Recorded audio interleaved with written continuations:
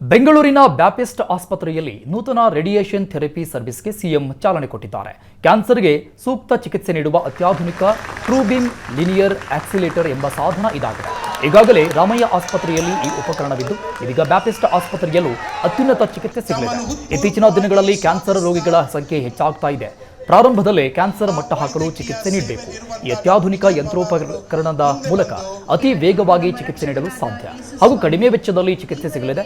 ಇನ್ನು ಕಾರ್ಯಕ್ರಮ ಉದ್ಘಾಟನೆ ಮಾಡಿ ಮಾತನಾಡಿದ ಸಿಎಂ, ಬಡ ರೋಗಿಗಳಿಗೆ ಉತ್ತಮ ಚಿಕಿತ್ಸೆ ಸಿಗಬೇಕು, ಅದಕ್ಕೆ ಬೇಕಾದ ಸಹಾಯ ಸರ್ಕಾರ ಮಾಡುತ್ತೆ ಅಂತ ಹೇಳಿದ್ದಾರೆ.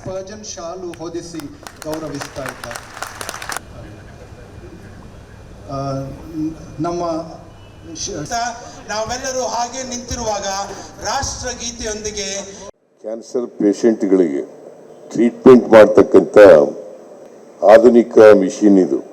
ಫರ್ಜನ್ ಅವರು ಹೇಳಿದರು, ಬೆಂಗಳೂರು ನಗರದಲ್ಲಿ ರಾಮಯ್ಯ ಹಾಸ್ಪಿಟಲ್ ಇದೆ, ಅದಾದ್ಮೇಲೆ ಬ್ಯಾಪ್ಟಿಸ್ಟ್ ಆಸ್ಪತ್ರೆಯಲ್ಲೇ ಇರೋದು ಈ ಮಿಷಿನ್.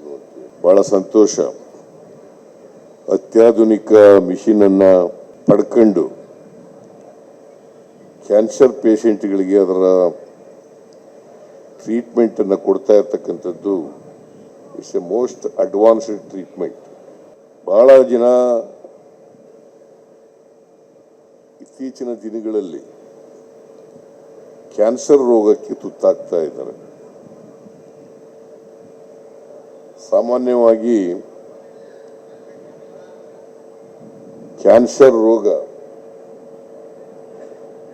ಅದು ವಾಸಿ ಆಗ್ತಕ್ಕಂಥ ರೋಗ ಅಲ್ಲ ಅಂತೇಳಿ ಜನರಲ್ಲಿ ಅಭಿಪ್ರಾಯ ಇದೆ. ಅದು ನಾನು ಡಾಕ್ಟರ್ ಕೇಳಿದೆ, ಈ ರೋಗ ವಾಸಿ ಆಗ್ತದ ಅಂತೇಳಿ. ಅವ್ರು ಹೇಳಿದ್ರು,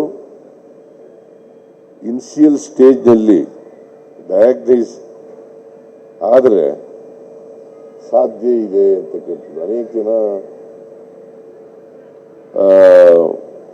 ಕ್ಯಾನ್ಸರ್ ರೋಗ ಬಂದಿದ್ದವರು ವಾಸಿಯಾಗಿರ್ತಕ್ಕಂಥ ನಿದರ್ಶನಗಳಿದ್ದಾವೆ.